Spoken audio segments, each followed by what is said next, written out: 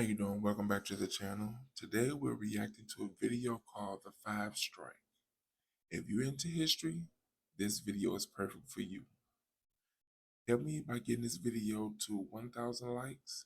And as always, don't forget to like, share, watch more videos, and subscribe to the channel.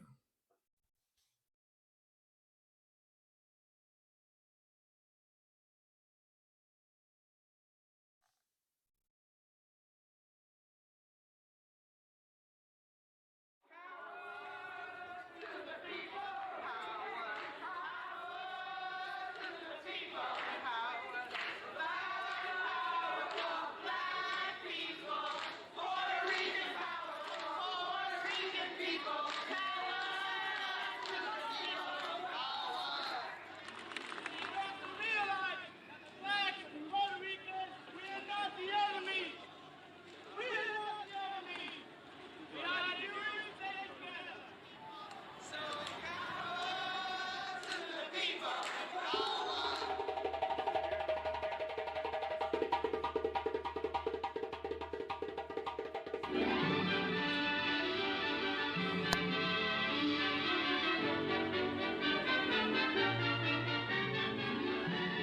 The City College of New York was founded more than 100 years ago as the first free public university in the country. None of the 20,000 students lives at the school.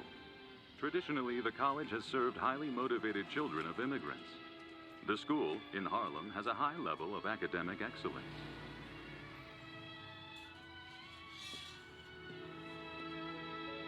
So I came in September of 1966 into City College, and well, the first thing that struck me was coming through Harlem on the 101 bus, and getting off and being surrounded by Harlemites, my folks, and then entering the college and finding there weren't any of my folks.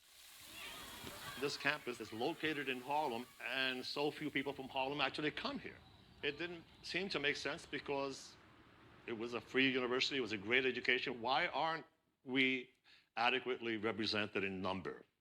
One summer, my mother hosted two young women who were students at a traditionally Black college, and she would introduce them to her friends, and she'd say, "They're college girls," and everybody would go, "Oh, college girls." And I said, "I want to be one of those." I actually grew up not too far away from here. I grew up in Harlem in what we used to call the Valley. So when we wanted to dream, we would walk up on the hill. We knew that we could make it into one of the best colleges in the entire country. We were going to be able to make it individually. So coming to the city, it was like a dream. CCNY was an elite school academically. These students were outstanding students. It was a privilege for the students to be there, and it's a privilege for us to be teaching there. And I was happy, except for this one problem, which was we were in the center of Harlem, kind of looking down on Harlem. And there was something kind of incongruous about the location of CCNY being where it was, and the lack of African American students altogether.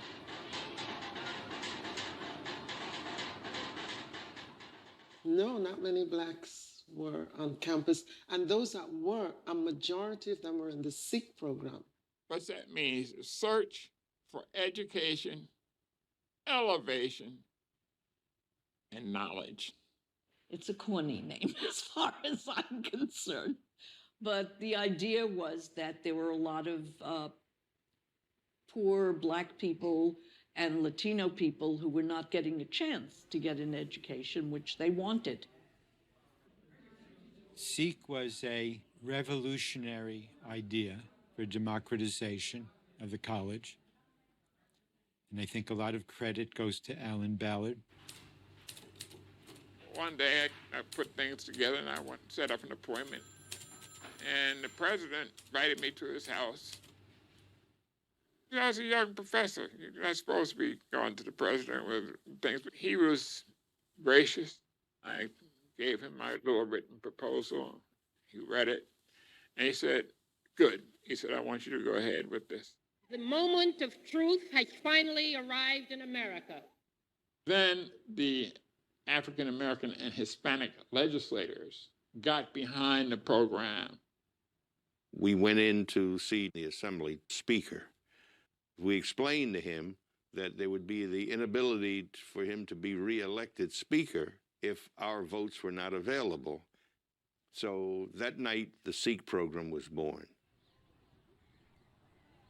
Well, my first day at City College, I was amazed. I had never been on the City College campus before, and the architecture, the size of the campus, I really felt that it was the vision I had in mind of an Ivy League university. And I felt so fortunate to be among the chosen few for this new program to come and be at City College.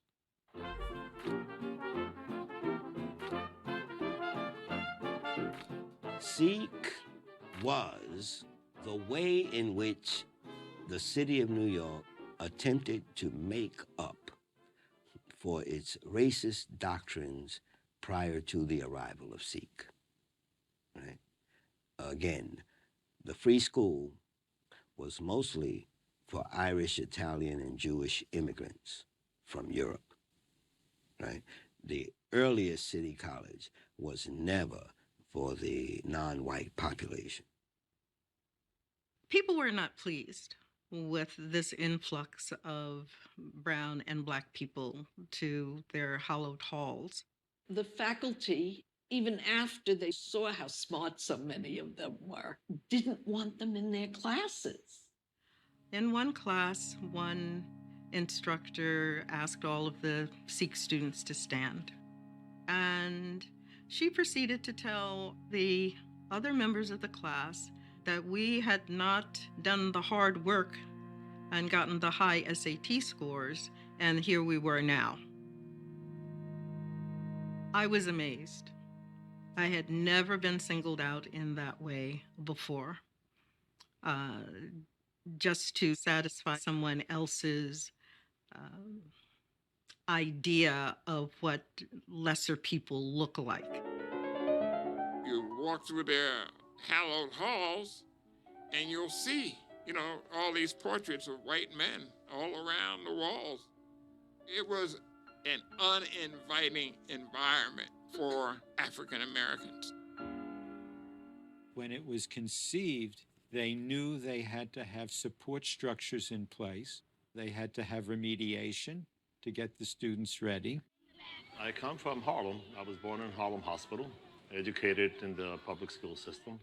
I remember taking the test when I was going to go to high school for Stuyvesant High School. My mother insisted that I take this test. And when I took the test, I was astounded by the many things that were never covered in my education. I said, how could this be? I grew up very poor and very working class.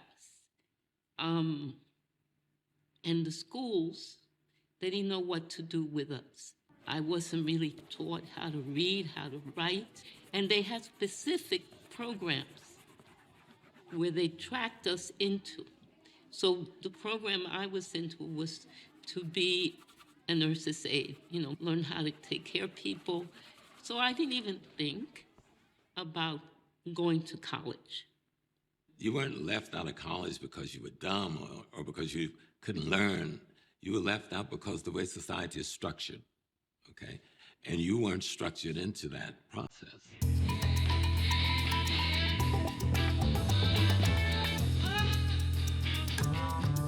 It's actually quite un-American. You have people who've been here for 400 years. They are paying the same taxes, they're riding the same subway, and they have the same dreams for their children, which is to be well-educated, to be well-spoken, to be in a career of their choice and not forced to do menial tasks for everyone else.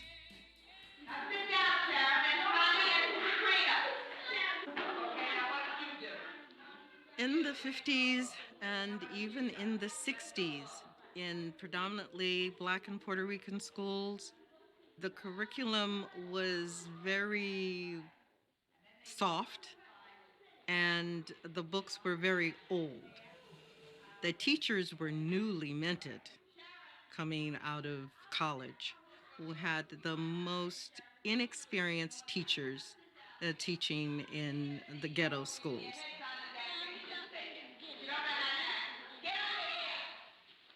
Get over there and sit down. Sit down. Wait. 5, 10, 20, 25, 30. Everybody sit there. Everybody.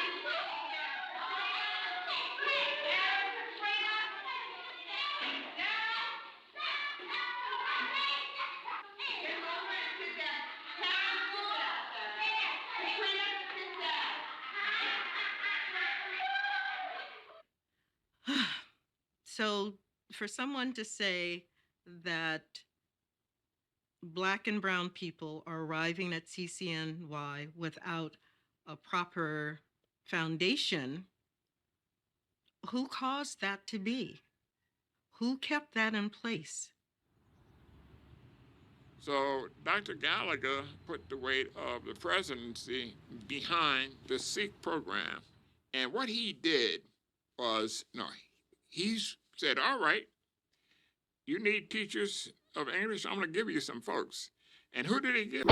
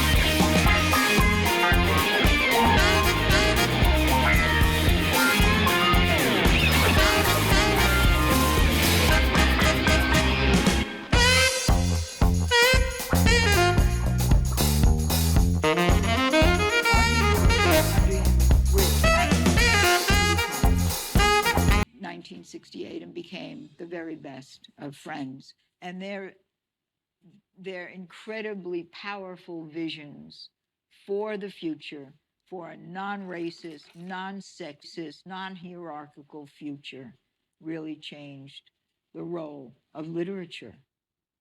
And we were nappy girls, quick as cuttlefish, scurrying for cover, trying to speak.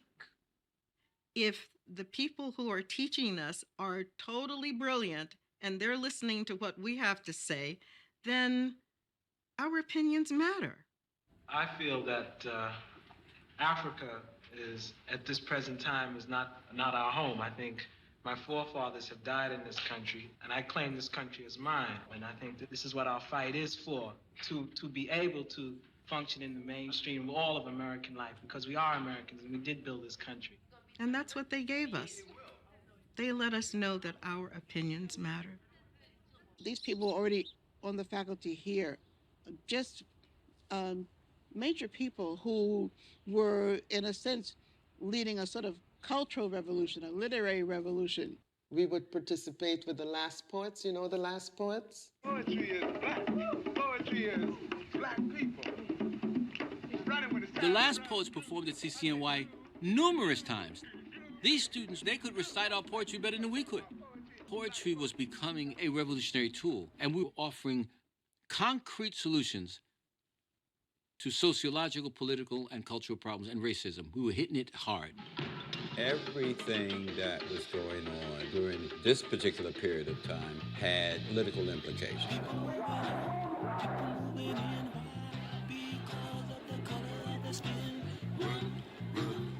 We're talking in the 60s, mid to late 60s. Well, you have a lot of major things happening in American society. It was the height of the war in Vietnam. It was the height of the civil rights movement. I mean, what we did in Vietnam was so despicable, and there was tremendous opposition. It should be our first priority to stop the genocide in Southeast Asia. This campus is a hotbed. You had SDS over there, you had Student Nonviolent Coordinating Committee there, you had the Onyx Society. I was a member of what was called the Onyx Society, you know, onyx being the black stone. The Black students came together to socialize, to foment change, and things of that nature. We just had initial meetings, just getting together. We didn't even have the name yet. Ultimately, we agreed that it would be Puerto Rican students involved in student action.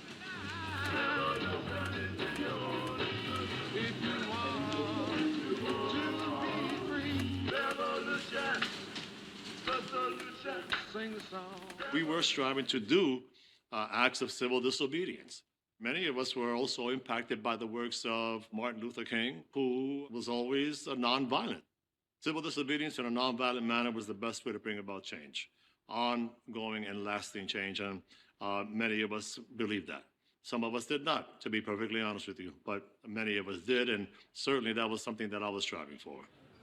The Young Lords was the most exciting, the most vibrant, the most revolutionary group that existed at that time. We were for the independence of Puerto Rico. We were for the independence and liberation of all communities of color.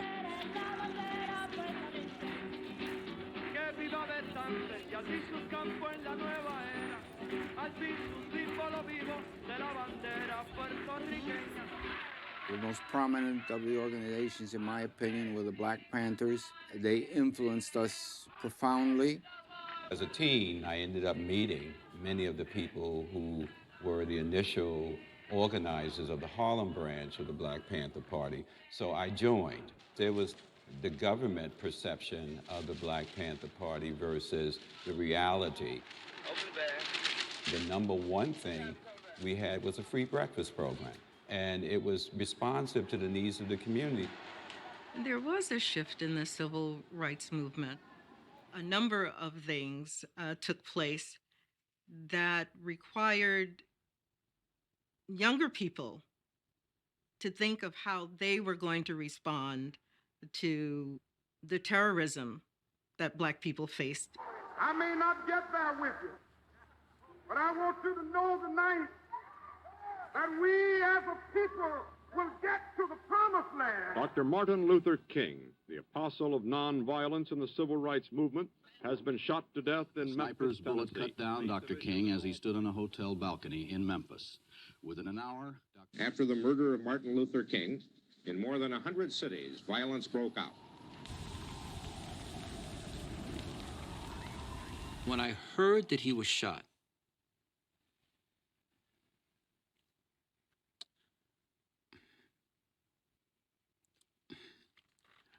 I just couldn't believe that they would kill this man. When I heard that this guy, just like our daddy, was shot and killed, for me, it was the end of the romance. It was the end of it for America. All I could say was Martin Luther King, Martin Luther King, Martin Luther King. And everybody started chanting Martin Luther King, and we realized, oh my God.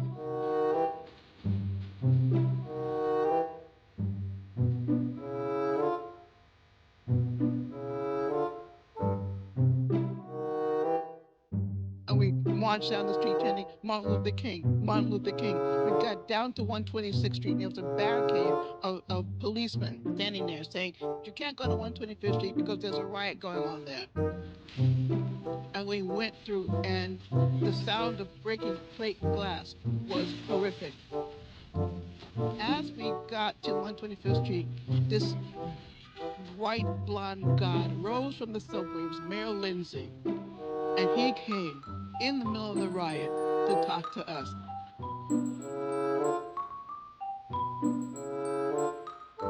We took our rage with us. We decided, okay, we went home. That weekend, people changed. And people came back to school that Monday with a different attitude. These students, they would come into my office and they'd talk about all their concerns about things going on outside. The assassination of Martin Luther King, in particular, stimulated a lot of anguish and protest in these kids. They were looking for something, anything. At American University in Washington, a group of students stormed the administration building today, protesting a campus program they didn't like.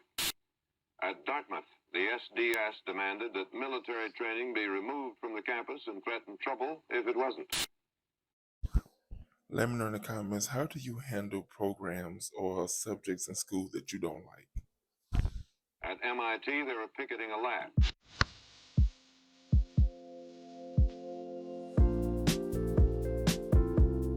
By 1968 to 69, we are attempting to be an integral part of a national student movement.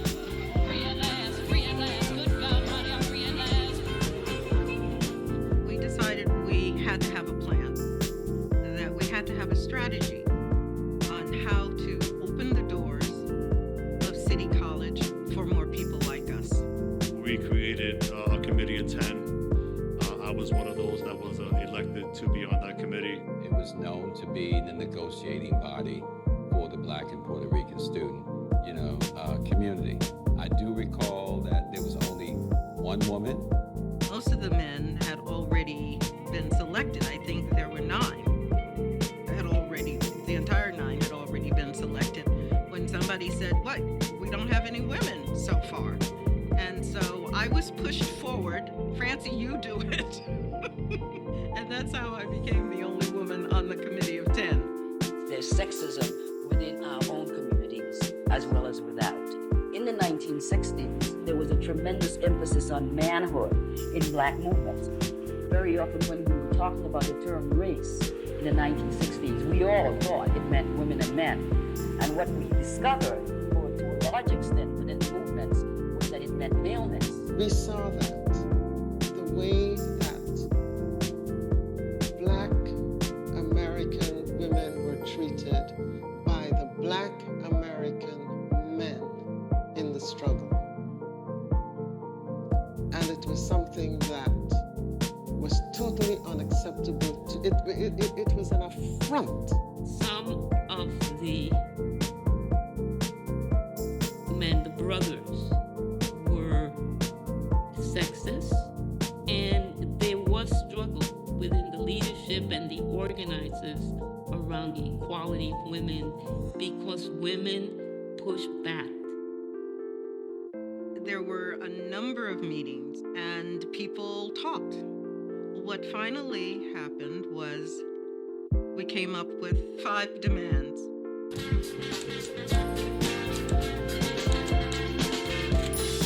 Demand number 1, a separate school of Black and Puerto Rican studies. I think you can say that just about any human endeavor. In America, the concentration has been on those people of European descent. So, where is our history? And there was none there. A separate orientation program for Black and Puerto Rican students. I'm sure they still do your freshman orientations and orientations for folks. We didn't feel like it spoke to us. A voice for Sikh students in the setting of all guidelines for the Sikh program, including the hiring and firing of all personnel. Of course, these are all sensible, aren't they? We were college students. That the racial composition of all entering classes reflect the Black and Puerto Rican population of all of New York City's high schools.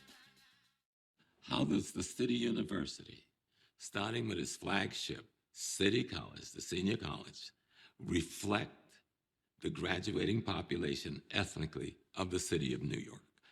That's what we were talking about. That Black and Puerto Rican history and Spanish language be a requirement for all education majors. Yes, if you're going to be part of this community and instruct this community and teach this community, you must at least have some understanding of that language, where it came from, and not view it in a pejorative way. We presented Buell Gallagher with the demands. He did not respond. When we first put these things together, we felt that all you needed was well-intentioned people sitting down and having conversation. There was no budging on any of it. None of the demands were even considered as being valid enough to sit down and negotiate. You take action if your words are falling on deaf ears, if nothing is happening, if you see no movement in something that you've been talking about. And so I was not in the upper echelons of planning or anything like that. I was a foot soldier, essentially.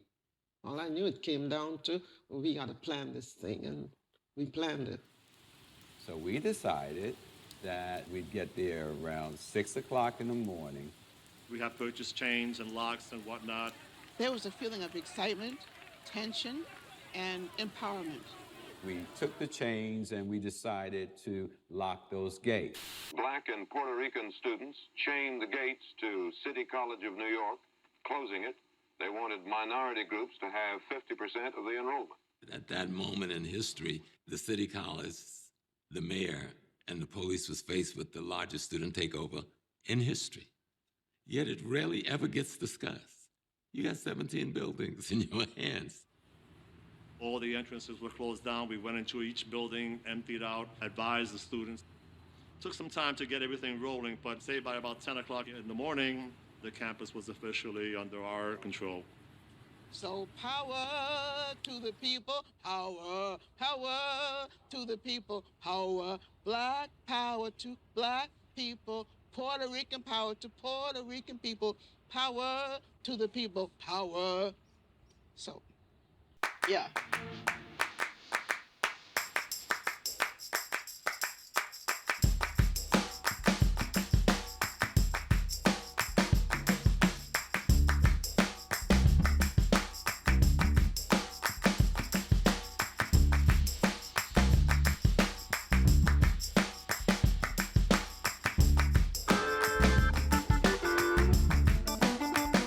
My brother and I pulled up in our car and parked on St. Nicholas Terrace, waiting for the alternate side of the street parking regulations to go off at 11 o'clock.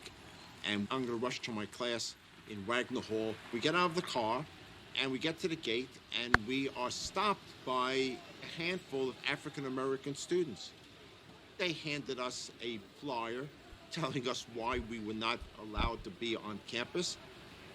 We didn't know what was going to happen, but we were stopped. We were stopped from coming into our campus. Our campus, I didn't think in those terms, was a white campus. And now we're being turned away because we are white. We never said this is just about black people. We were just saying, we're left at the bus stop and the bus just took off, okay? Either bring the bus back or send another bus. But we didn't say don't pick up the other students at the bus stop. Let me know in the comments your thoughts and mindset about what they did. Judging people just off of skin color. And how would you feel if you were judged just from your skin color? It's quite a shocking moment. For the first time being told, you can't go here. Now you think back in time, there were times where Jews were told in this country, you can't go here, whether it's a hotel or a resort or a school. Now City College, with its great reputation for openness to all groups, but I have to define it as all white groups for the most part, now it's off limits to us as part of the strike. So it's very unsettling and made me start to think about where do we fit in to this moment in time. At City College, the faculty called an urgent morning meeting in an effort to resolve the problems that caused the first shutdown in the college's history. Here, Black and Puerto Rican students would air their grievances. A large delegation marched into the meeting. I myself was a little bit ambivalent. If you're going to shut down the campus and these are students who are struggling to make it, I didn't think it was such a great idea.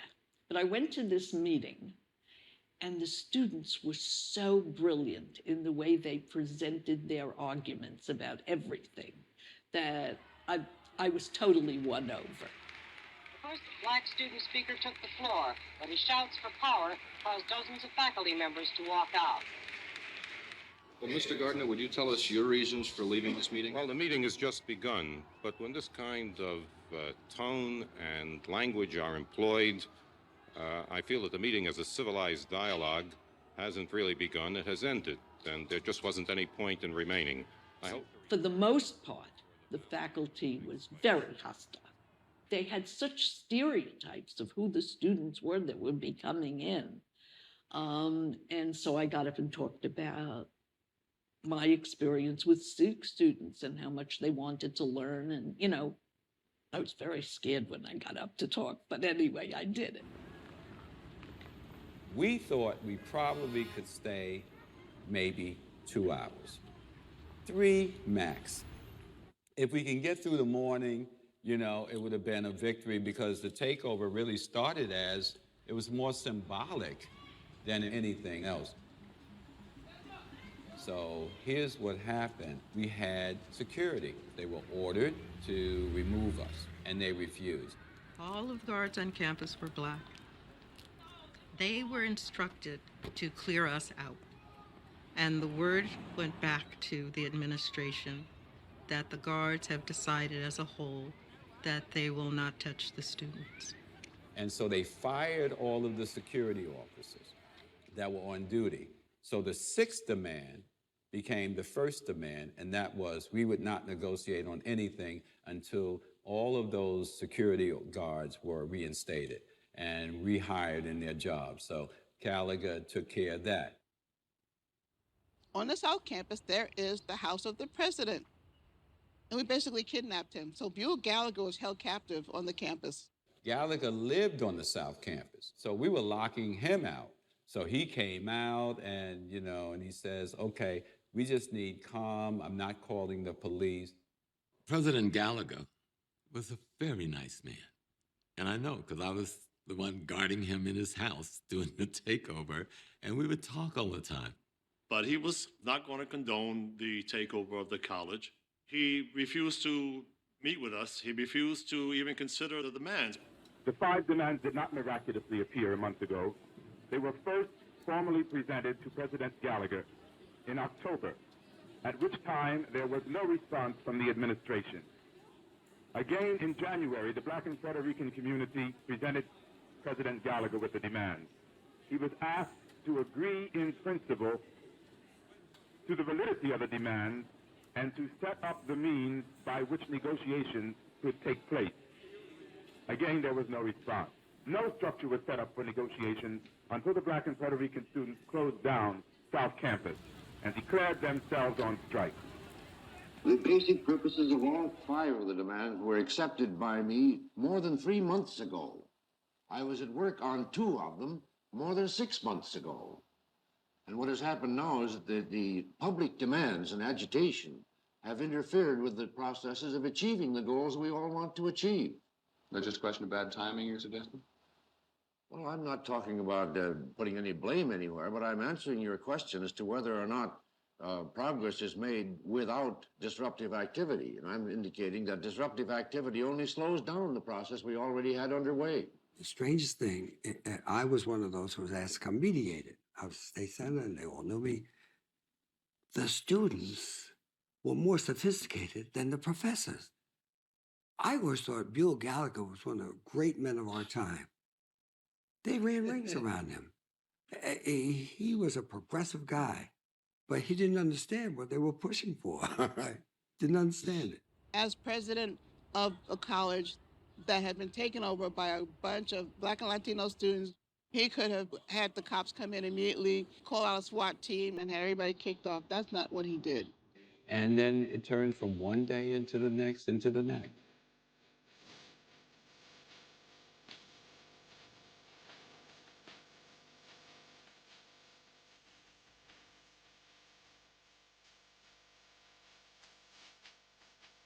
My mother did not know anything about what I was doing, and I knew that if she knew, she'd say, "You didn't go to college for that." And actually, I did go to college for that. I went to college to get an education to help change the world. My parents were furious, of course. Um, this is not what we came to America for.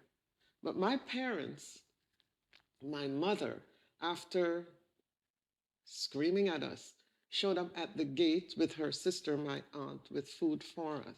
Local community people came, they brought us blankets, they brought us food, they brought us funds.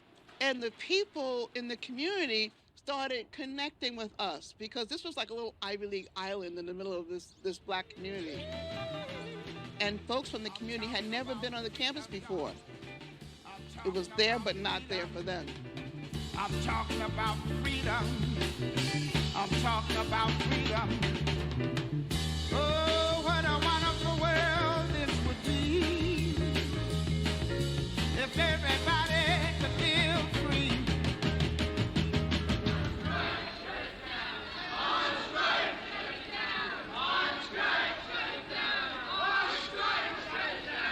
That was a radical time for white students, too. A lot of the white students stood in front to protect us and enable us to continue to be there. So they were our comrades, our allies, and they had our back. During the strike, my concern was, what in the world's going to happen to our semester? We were careerists. We wanted to make sure the semester continued as it was because we have our mundane aspirations just to advance ourselves another step further and hopefully someday to be a college professor. We don't want a small group of troublemakers to take over the campus. We want the school, the racial composition of the City College of New York to be representative of that of the high schools of the City of New York, which is 57%. You can check this with the Board of Ed. 57% of the public school students are Black and Puerto Rican. The thing is that racism is hurting everybody here, and discrimination is hurting all peoples. Why don't you join the majority? I am joining the majority Americans who want a better life in this country. Well, the majority around you doesn't seem to support that. What does the majority say? That's what the majority says. The people standing around here are not the majority because Well, the people certainly are not. Wow, I think I held my own there. It's funny, I don't remember that. But now seeing it, I feel like, I knew what was important and I stood up. And you notice I don't see any women yelling at me. It all seems to be like it's all these big men like converging on me. So they were not the majority. And even though they said they were, but it's part of history that white men often feel like they are the majority, like what they say is truth. And they try to erase everything else that is said. Gallagher was having a lot of difficulty with the student protesters. This must have been a very frustrating situation for him. By that time, we had renamed all the buildings. That was a way of making the college buildings more relevant to the Black and Latino population that was here. Having all these buildings named was another way of empowering the students. We declared it Harlem University. We were in South Campus. There was a pool there that had showers, so we were able to shower. We had already collected sleeping bags, blankets. We were sleeping on the cold floor. And there was a lot of babies that was born 9 months later. We all joked about it. I said, so that's what y'all were doing while we were up. We weren't sleeping, we were patrolling. And all the time, we're thinking, when are the police going to storm? When are we going to be billy clubbed? That was always in the back of our mind. We were holding our own classes, by the way. We had political education classes. We had English as a second language classes. We had childcare. And everyone who was not part of the takeover had to leave by 9 p.m. We invited local as well as national leaders to come and speak with us. Stokely Carmichael came and he talked. He was a very powerful speaker. We have to move as a people in our neighborhoods to control it. We have to stop reacting and we have to become aggressive. We can no longer stand up and beg anybody for a victory or a concession. Because I'm here to tell you that if you beg a man for a victory, he gives it to you. It's his victory, not yours. Confrontation has been the order of the day today at the City College of New York, where education limps along on a campus half open and half closed. ABC's Peter Jennings reports from New York. City College is physically divided into what they call the North and South Campus. The North Campus opened today for the first time in 12 days. The South side remains occupied by Black and Puerto Rican students. At noon, a rally called by students supporting the Black occupation turned into a shouting match on who was right and who was wrong. Those in favor of seeing the Black students leave their sanctuary weren't always well received by some of the more militant. The rally became quieter and more reasonable when radical students took their PA system and left. The man in the middle is still the president of City College, Buell Gallagher. Yesterday, he agreed to 3 of the students' 5 demands and immediately ran into resistance from his faculty. Today, he was ordered to open the campus and was commended by most students for refusing to bring police on campus, saying he would rather go to jail himself. But as optimistic as he is about the Black students leaving voluntarily, they show no signs of doing so. If they don't, they will soon face a court order themselves. This is Peter Jennings, ABC News, City College, New York. I have this morning requested the Board of Higher Education to relieve me of my duties and responsibilities as president of the City College. My own functions as a reconciler of differences and a catalyst for constructive change have become increasingly difficult to carry out. A man of compassion must stand aside for a time and await the moment when sanity returns and brotherhood based on justice becomes a possibility. President Gallagher resigned because Rockefeller was the governor at the time. And instead of trying to bring the college along towards the dreams of these students, he was doing everything he could to oppose it. President Gallagher is moving out of City College after his resignation effective yesterday. This is Marlene Sanders, ABC News at City College in New York. It was sad to see his departure from the college. One of the casualties of the whole event. What Dr. Gallagher did not say was that the Board of Higher Education removed him from the negotiations on Black and Puerto Rican student demands just as a partial settlement appeared near. There is bitterness here about that.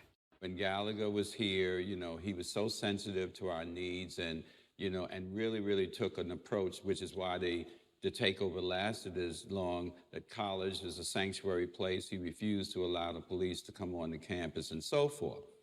So when he was replaced by Copeland, the first thing Copeland did was to look up all of our academic records and see who he could get rid of.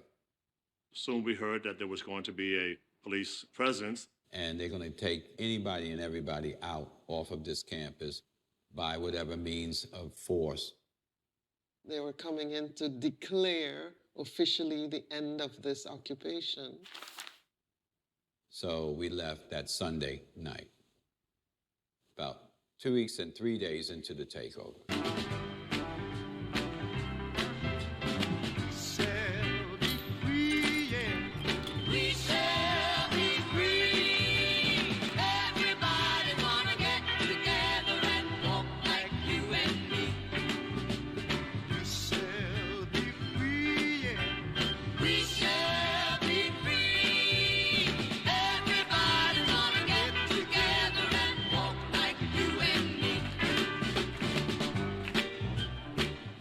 No violence during the takeover. The aftermath of the takeover is where the violence occurred. Classes were resumed today at City College of New York, but the troubles which have assailed the institution reached a new peak. What happened here this morning? Well, about 10:30, these student demonstrations, which have taken over the campus the last 2 weeks, arrived again, and people started being beat up, and this is the result of it now. Well, now, who beat who? Well, the Black and Puerto Rican students were beating up various white students and throwing them off campus. There were some white students that trapped black women, students at the gate, and the word got out, and we came, and there was this major altercation. 5 black women were being assaulted by about 200 white male students. We just leaped into the crowd of all of these men and started swinging. By the next day, they're talking about blacks chasing down white students, which was just the opposite of what occurred. The City College, while shaken by the present events, is not going to be overturned. We will have a restoration of law and order on the campus. Black is so terrible, it's terrifying. Black is 1,000 black faces rioting and 1,000,000 white faces asking, oh my God, what do they want? Black is such a shock, it's electrifying. There are those students at City College who said that violence was inevitable here. Black students would want to fight against white students. Fights between black and Puerto Rican students and those who wanted to return to their studies. Days of violence among its black and... The City College of New York, ringed by police in a frenzy of fear and violence. The press has been ugly and dirty to us. I will say so quite candidly. We hoped that they would be sympathetic, but they had not been. They had not been. There was no attack by black and Puerto Rican students, no onslaught. There were perhaps 20 to 30 students who were black and Puerto Rican who went over that gate. There were about 100 white students on the other side, to 200, with hammers and chains. How do you feel about the black and Puerto Rican students' position at CCNY? They're not doing anything any different than many of the white students are doing. It's Princeton, Harvard, and some of the other places. It's only that it's been advertised much more and it's been played up much more in the media. But they're not doing anything different than many of the other students are doing. You're suggesting then that they're getting more attention because they're black? That's part of the reason. It evokes a feeling of hostility, resentment. These are the kinds of students you have going to campuses, disrupting campuses. But nobody spoke about what happened before those students got to that particular point. This is what I say. We do not do things in perspective. You give the public what you want to give them.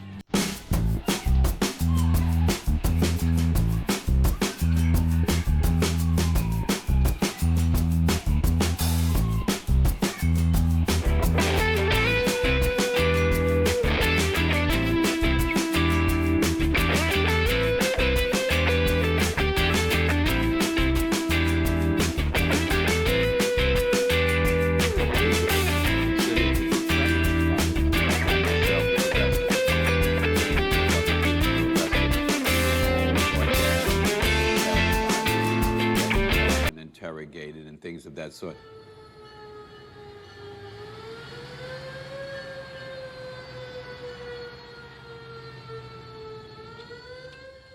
And then on the South Campus, a serious fire started.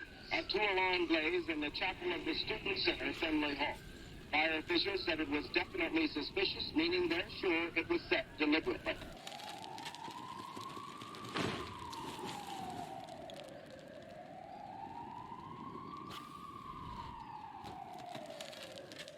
Our position was that you don't burn down what you have come to use.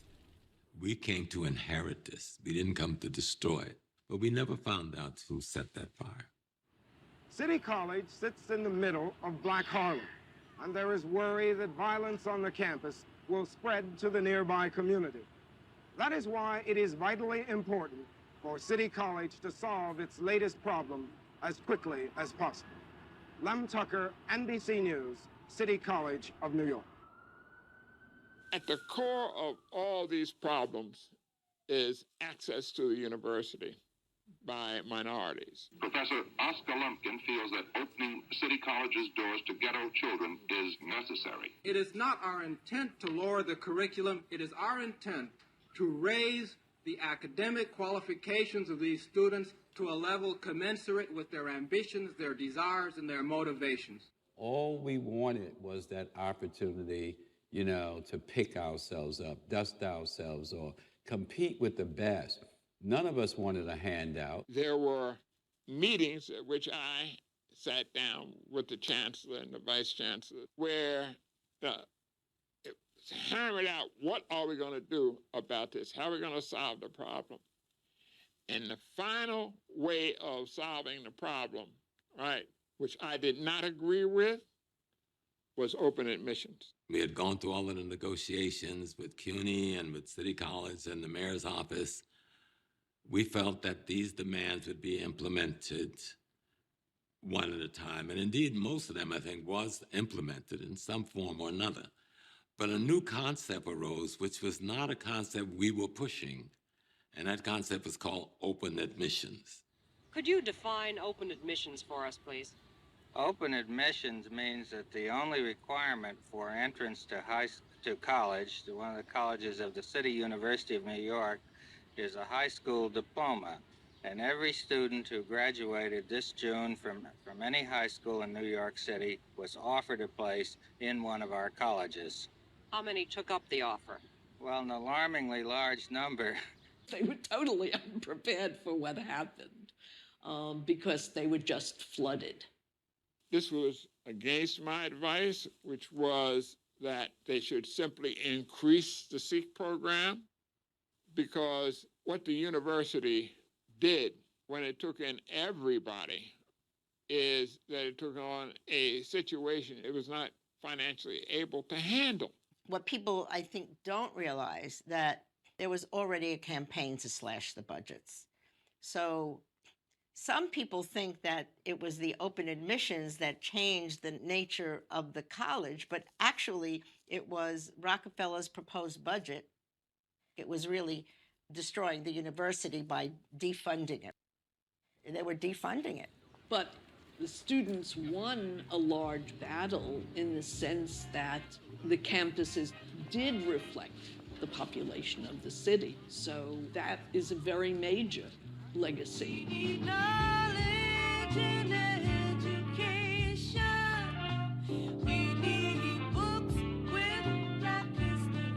Probably the biggest education leap for Black Americans happened at City University, especially immediately after the takeover. And I mean that nationally. The really great result of open admissions, not only at the City University, but across the country, is that we've changed the story. And the expectation is if you want to go to school, you can go to school and you can succeed.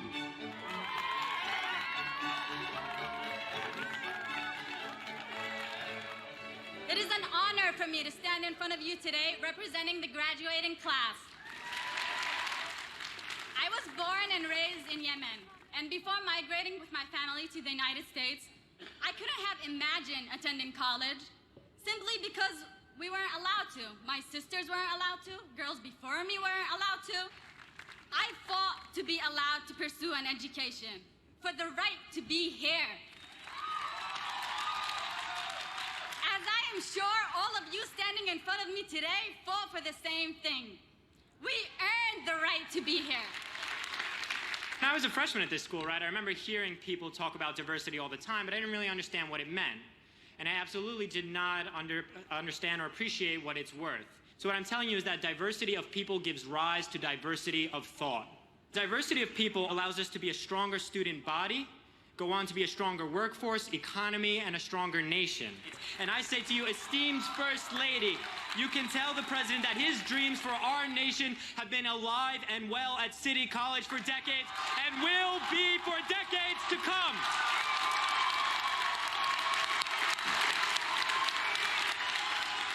There is a reason why, of all of the colleges and universities in this country, I chose this particular school in this particular city. You represent more than 150 nationalities, just about every possible background, every color and culture, every faith and walk of life. So graduates, with your glorious diversity, you all embody the very purpose of this school's founding.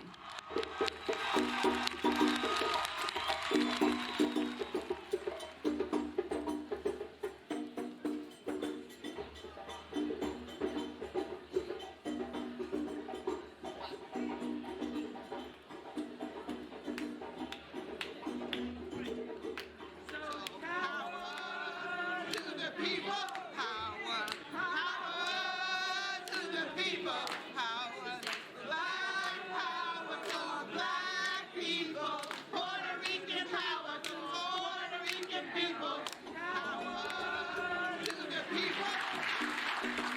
therefore be resolved, April 22nd, 2019, be commemorated as the 50th anniversary of the 1969 takeover to honor the Black and Puerto Rican student community and supporting faculty who courageously defended and fought social and educational justice, and for the sacrifices they made to create higher educational opportunities for all deserving students in the city of New York.